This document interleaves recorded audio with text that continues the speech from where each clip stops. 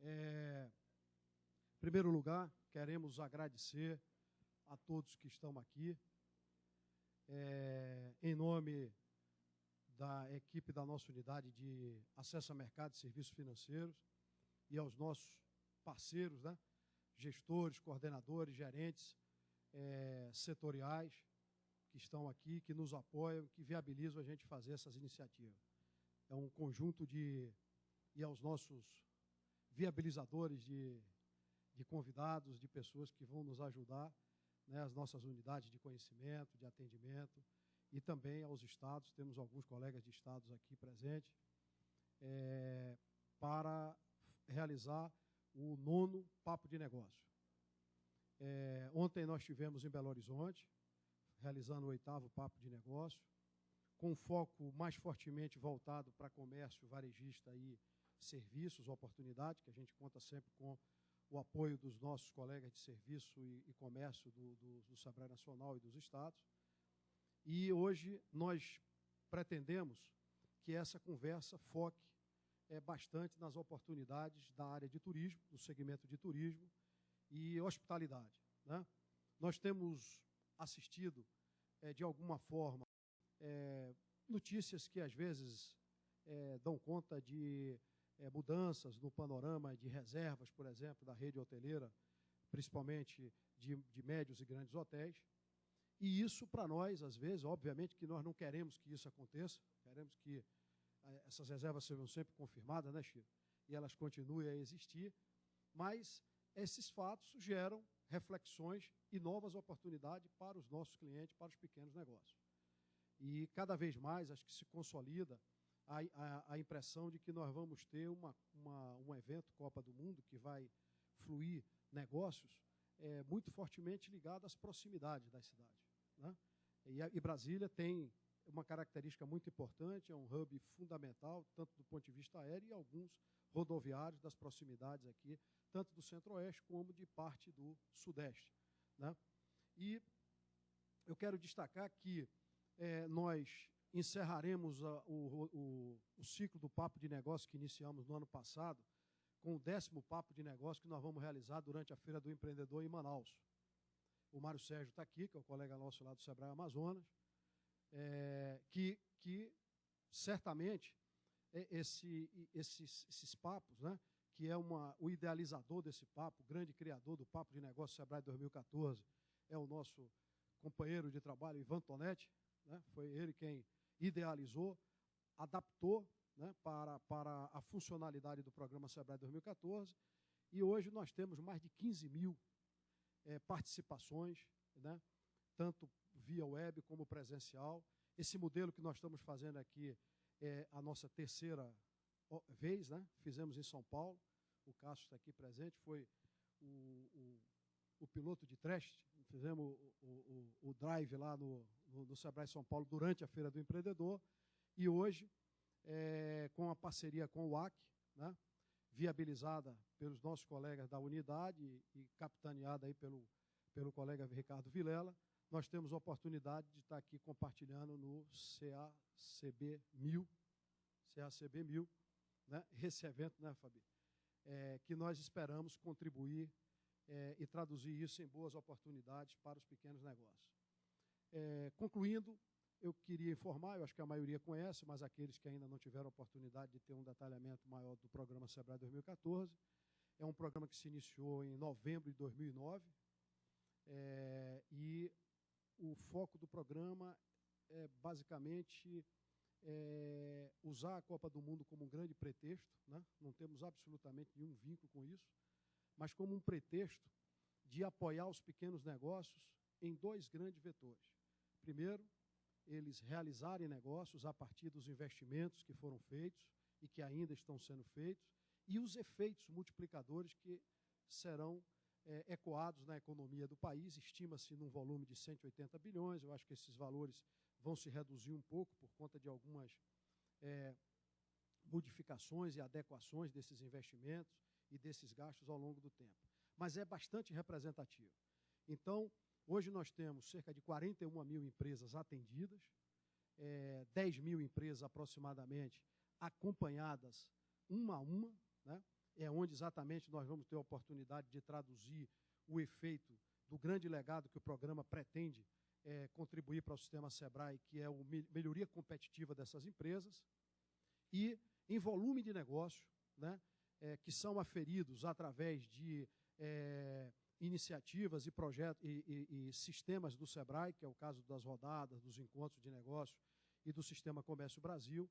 Nós temos já um volume de negócio em torno de 320 milhões de reais. Se nós compararmos os impactos dos investimentos que esses 10 segmentos que foram mapeados, quando o programa se iniciou lá em 2010, que foi o mapeamento feito em parceria com a Fundação Getúlio Vargas, nós vamos observar que, relativamente a essa ordem de grandeza, é um impacto bastante significativo esse volume de negócio, considerando que hoje o valor adicionado do pequeno negócio ao PIB gira em torno de 20%, 20%, 22%. Não existe os números, evidentemente, esses números são de 20 anos atrás, da última pesquisa, mas ele, extrapolando um acompanhamento, está girando nessa ordem de grandeza de 20% e 22%. Então, nós estamos falando de fatos efetivos, reais, que podem traduzir em grandes oportunidades para os pequenos negócios. Nós temos uma linha de tempo, o pré-evento, obviamente, já passou, né? Nós tivemos uma ação desses 320 milhões, fortemente da tecnologia da informação, da construção civil, mas também do varejo e dos serviços, né, que permeiam toda essa linha de tempo. E, nesse exato momento, nós estamos vivendo durante o evento. Nós vamos ter uma exposição excessiva durante 45 dias, precisamos tirar proveito disso, e isso também nossos parceiros que vão estar conosco aqui discutindo, eles vão provocar vocês nesse sentido. Esse evento está sendo transmitido para todo o Brasil e nós esperamos que vocês gostem da proposta e sejam os nossos grandes alavancadores e disseminadores dessas informações. Ok? Eu vou convidar o Renato Ferraz, que é o nosso convidado, mediador, e vai nos ajudar a conduzir junto com os demais parceiros. Olá, gente. Boa tarde. Bom, é um prazer para mim estar aqui, é um prazer também recebê-los, é um prazer saber que tem gente que pensa coletivamente, que decide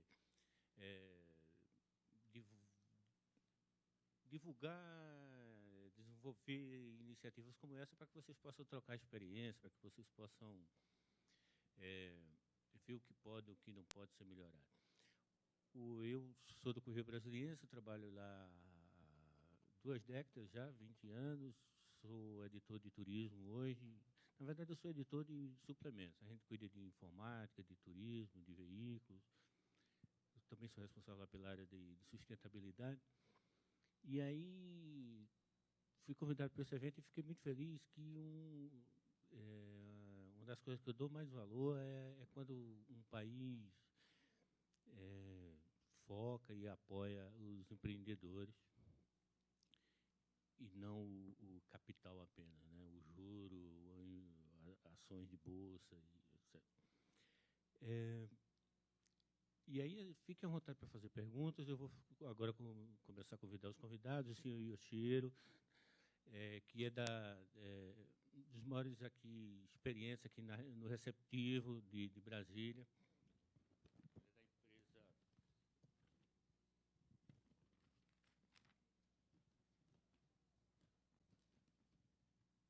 Da empresa da Presteza Turismo, focado na capital, nos arredores, por favor, senhor Yoshiro, na organização de entidades do segmento.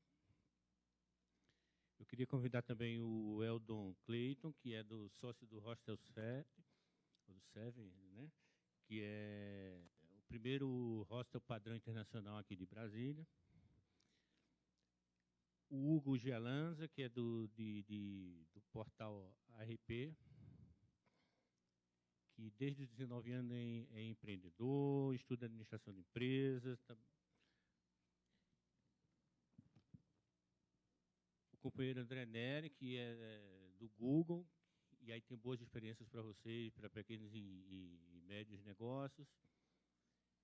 E, bom, é isso.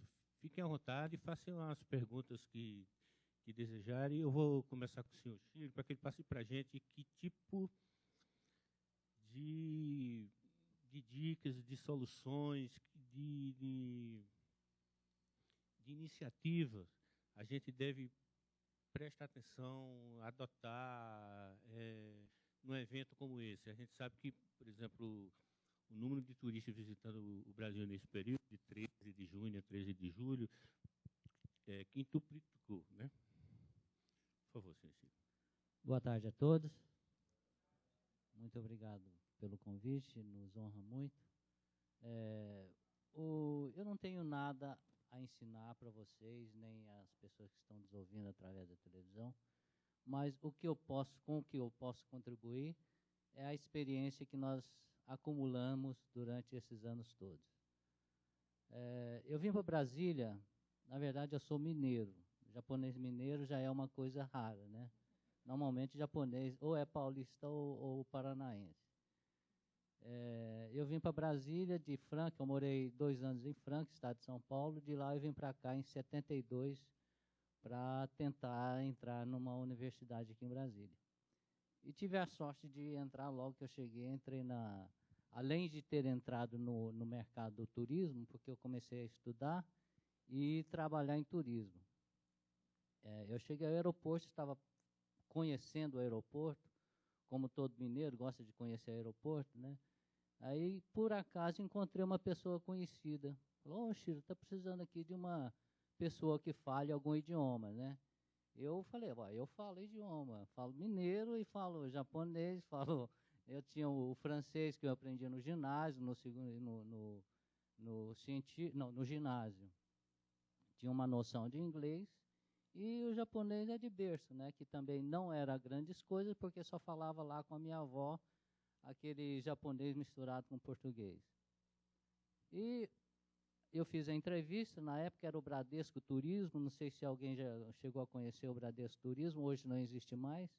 Antigamente todos os bancos tinham uma agência de turismo, porque o próprio banco já era um grande cliente, comprador de passagens. Aí o entrevistador foi me consultar, e como ele não falava idioma nenhum, é claro que ele me aprovou. Então, desde essa época eu tenho trabalhado em turismo receptivo, desde 72. E o turismo mudou muito, tanto o emissivo, que normalmente chama emissivo, ou exportativo, ou outbound, né? Mudou muito daquela época para cá, tanto quanto mudou o receptivo. O próprio mercado mundial mudou assim drasticamente em decorrência de diversos fatores, econômicos, políticos, de criminalidade. Quando houve, por exemplo, aquele primeiro arrastão em Copacabana, foi o primeiro arrastão que houve no Rio de Janeiro, na praia de Copacabana. Aquilo provocou um impacto muito grande no mercado internacional. E naquela época ninguém estava acostumado com aquilo, né? Então, aquilo já foi o primeiro fator para uma queda no fluxo de turista estrangeiro.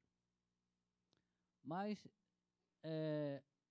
no mercado emissivo, né, a questão de emissão de passagem, naquela época, a nossa comissão, junto às companhias aéreas, era no mínimo 12%, no mínimo, fora o que se chamava de over commission, que ia de 20% a 30%. Então, a agência de viagem que emitia passagem ganhava muito dinheiro. Ganhava tanto dinheiro que uma conta muito boa emitia 5 milhões, normalmente o responsável ganhava um presente considerável no final do ano. Mas nós tínhamos contas muito maiores, com emissões muito maiores. Então, quem se dedicou ao turismo emissivo naquela época, investiu na emissão de passagem, realmente ganhou dinheiro. E nós temos conseguido permanecer no mercado de turismo receptivo por persistência, porque nós passamos por momentos muito difíceis. O momento mais difícil, primeiro que eu digo, foi quando, no governo de Collor, a paridade do dólar ficou de 1 para 1. Então, eu não me lembro exatamente quanto era o câmbio naquela época, mas o nosso câmbio era muito melhor do que 1 para 1. Então, o turismo receptivo internacional, por exemplo, hoje nós estamos no mês de abril, nós já estamos negociando as tarifas para o ano que vem, certo? Embora o nosso fornecedor aqui ainda não tenha preços para o ano que vem, nós temos que dar para o mercado externo as tarifas que nós vamos cobrar deles a partir do final desse ano até o final do ano que vem. Então, haja o que houver, nós temos que honrar durante um ano, tenhamos um lucro ou não, certo? Naquela época, nós passamos o ano inteiro trabalhando no vermelho, né? E a questão crucial disso tudo é a questão cambial. Então, é o que afeta bastante o turismo receptivo internacional. Bom, vindo agora mais para frente, nós tivemos o primeiro contato com o SEBRAE, foi no início da década de 2000, quando até então nós trabalhávamos assim aleatoriamente, não tínhamos não tinha procedimento normal dentro das empresas, não tinha as boas técnicas que nós aprendemos com o SEBRAE. E o SEBRAE foi o grande parceiro alavancador das agências de turismo receptivo em Brasília, porque propiciou-nos formar uma entidade, uma associação de turismo receptivo, certo? E propiciou a nós e a todos os estados do Centro-Oeste uma consolidação do turismo receptivo. Tanto que nós conseguimos montar uma associação em Brasília, 2 associações de receptivo no estado de Goiás, uma no estado do Mato Grosso e uma no estado do Mato Grosso do Sul.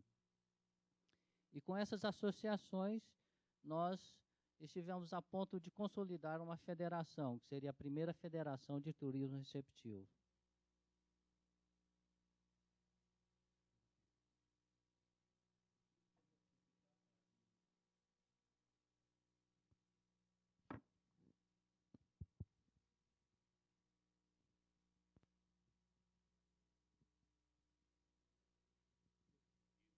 Da gente fazer uma apresentação, depois a gente entra em algumas questões que tanto eu como os participantes já começam a querer fazer perguntas, que é o melhor de todos os debates. Pode ser? Pode. Então, eu gostaria que o Eldon Clay também fizesse uma apresentação rápida do seu trabalho, de sua experiência, como foi adotar um padrão qualificado, diferenciado aqui, quais foram as dificuldades, e aí a gente depois entra em questões, perguntas e respostas. Muito boa tarde, eu me chamo Eldon Clayton. Aqui eu estou representando o meu próprio negócio, o Hostel 7, mas também representando nacionalmente a rede Hosteling International, que é a High Hostel. A rede High Hostel ela surgiu em 1912, por iniciativa de um professor que, ao fazer diversas atividades de campo com os seus alunos, não tinha um meio de hospedagem adequado para aqueles alunos e achou que poderia desenvolver algo paralelo para que os seus alunos que não tinham tanta renda assim pudessem ficar hospedados com qualidade. E assim surge o primeiro albergue na Alemanha, em Altena, e funciona até hoje. A rede Hosteling International ela surgiu em 1932 e chega ao Brasil em 1971. Hoje, no Brasil, a rede é representada por 90 albergues diferenciados, todos eles seguindo uma padronização.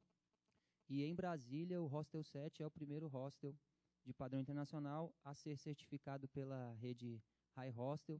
Nós abrimos nossas portas no dia 2 de maio do ano passado, então somos nenenzinhos ainda no processo, mas fruto de uma longa experiência de viagens internacionais todas, para fazer um trabalho de benchmarking nos hostels, e porque a questão de hostel é uma questão quase de estilo de vida mesmo. Então, quem viaja e fica em hostel sabe do que eu estou falando, a experiência da coletividade no processo de se hospedar num ambiente hostel é diferenciado quando a gente trata desse segmento de turismo. E tem sido uma experiência bastante interessante, porque nós procuramos, nessas viagens que fizemos pelos 5 continentes, agregar valor no nosso hostel das melhores práticas que os outros hostels faziam. Então, a gente tem alguns benefícios para o alberguista que, na maior parte dos hostels, você não encontra em todos eles as coisas que conseguimos agregar no nosso hostel, que fica ali na 708 Norte. Todos vocês estão convidados para uma visita. Colocando aqui algumas questões, principalmente tratando do que o senhor... Ishio, né? Shiro. Japonês mineiro, achei interessante essa questão. Ele colocou que o turismo mudou muito. Quando eu fui conversar com os meus pais para explicar para eles o que era um hostel, foi uma dificuldade, porque a tradução literal da palavra hostel para a língua portuguesa é albergue. Minha mãe achou, você vai mexer com mendigo, que coisa é essa, menino? Está ficando maluco, não vai dar certo isso. Aí depois que nós desconstruímos o estigma da palavra albergue na cabeça, inclusive dos nossos familiares e de quem não tem uma convivência quanto a isso, levando-os e fazendo eventos para as famílias lá no nosso hostel para que eles conhecessem, eles entenderam que não era aquilo do estigma que a palavra albergue carrega ainda. E interessante colocar isso, que o turismo tem mudado. O país tem algumas pessoas têm despertado para esse modelo de hospedagem. Então, recebemos muitas pessoas que estão vivendo a primeira experiência delas hospedada em hostel aqui no nosso hostel. E aí o cuidado que a gente tem no tratamento com essas pessoas é muito grande, porque queremos causar uma boa impressão para o nome hostel de um modo geral, porque para a rede isso é excelente.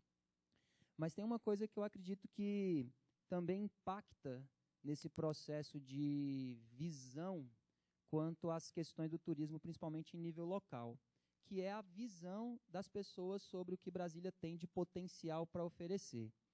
Muitas vezes nós, inclusive eu vi uma reportagem num canal de TV recentemente, que colocaram um estrangeiro para chegar, simulando a chegada dele aqui no aeroporto. Alguns de vocês devem ter visto essa reportagem. Como é que nós nos comportaríamos, as pessoas de modo geral se comportariam ao receber essa pessoa. E chegou ao ponto de uma das pessoas que trabalhava numa determinada área de turismo dizer, não, o que você está fazendo aqui? Você tem que ir para o Rio de Janeiro, em Brasília não tem nada para se fazer. Assim, não estou dizendo que não tem aqui para o Rio de Janeiro ou para qualquer outra capital do país, tem sim, todas têm as suas coisas boas para se ver. Mas existe um pouco ainda da visão do local de que Brasília não tem muito a oferecer além da própria esplanada, né? Os turistas chegam no hostel e perguntam o que tem para fazer, eles já sabem de pronto que tem que visitar a catedral, que tem que visitar a esplanada dos ministérios e esses principais pontos turísticos. Mas existe uma gama de serviços agregados em volta, não apenas da questão da arquitetura da cidade, por ser um patrimônio e assim por diante, de que nós temos que desconstruir de que Brasília é apenas essa cidade vinculada à arquitetura e ao poder. Não é, ela tem muito mais coisas. No hostel, por exemplo, aproveitamos essa questão para homenagear os outros influenciadores da cidade, que não apenas o Juscelino Kubitschek e o Oscar Niemeyer. Os nossos quartos são temáticos. Um dos quartos é em homenagem ao Atos Bucão, o outro quarto é em homenagem ao Lúcio Costa, e o outro quarto é em homenagem ao Boulé Marx, que já dá para o turista uma pequena visão de que Brasília não é apenas Oscar Niemeyer e Juscelino Kubitschek, mas que tem outras pessoas envolvidas. E não apenas tratando desse sentido de turismo para o conhecimento do que a cidade é e tal, mas tem muitas outras coisas que a cidade pode oferecer que estão sendo descobertas, boas experiências, como o Experimente Brasília, uma galera que tem feito um bom trabalho, fazem rota de azulejos, fazem passeios de bike à noite e tal. Então, assim, tem uma série de serviços que nós poderíamos oferecer e também aproveitando os arredores da cidade, como pacotes para Pirinópolis, para Alto Paraíso e assim por diante, de um modo geral. Mas eu acho que a gente vai tratar disso um pouco mais à frente, então eu passo a palavra de volta. Isso. Quem também está com a gente aqui é o Hugo Jalanza, que ele é CEO do Portal ARP e ele tem experiência em empreendedorismo digital, em startup, e também vai trazer um pouco da experiência dele aqui, e vão preparando as perguntas que daqui a pouquinho a gente começa a bombardeá-los aqui. Alô, como vai? Boa tarde, muito obrigado pela apresentação. Queria agradecer ao Sebrae também pelo convite. E falar, eu sou fundador de uma associação de startups, de empresas de internet, que é a Steps. E minha empresa, ela tem uma startup na área de turismo, que é o Oi Turista, que o objetivo dessa startup é encontrar pessoas que falam a sua língua onde quer que você esteja. Então, seria uma forma de backup para a comunicação dos turistas nesses mega eventos, né? Então, qualquer turista poderia baixar o aplicativo e encontrar pessoas que falam a língua dele. Então, o Ministério do Turismo tem desenvolvido várias soluções de capacitação da mão de obra que vai atender esses turistas, né? E essa ferramenta, ela tende a ajudar isso também, né? Recentemente eu participei de uma rodada de negociação com um sindicato, com associações da área de turismo, promovida também pelo Sebrae, e a gente instigou esses empresários a desenvolverem soluções digitais para atender esse público e aumentar a presença dele na web. Até porque hoje qualquer tipo de busca que você faça de informação, você busca na internet, né? E existe uma tendência de vários empreendimentos hoje investirem na internet para atrair esse público, né? Então, você tem o teu marketing, que é a panfletagem, né? Mas a gente sabe que tem estudos que falam que a conversão desse panfleto é de 3% desse valor, né? Então, talvez você conseguiria ter um retorno maior para a atração desse público através de outros meios, né? E a inovação é um caminho desses, né? Falando sobre os hostings, né, que o Elton participou, existe uma ferramenta chamada Airbnb. Não sei se todo mundo conhece, mas é uma forma de você divulgar algum espaço que está ocioso da sua casa, de uma chácara, de algum lugar que seja, e você alugar para alguém fora do país. Então, hoje você está disponível, tem para celular e muitas pessoas utilizam. Eu fui para o Vale do Silício em 2012 e a gente utilizou isso para selecionar uma casa, um local para ficar. A gente não queria ficar em um hotel, a gente queria um ambiente que fosse diferenciado, né? E a gente optou por isso.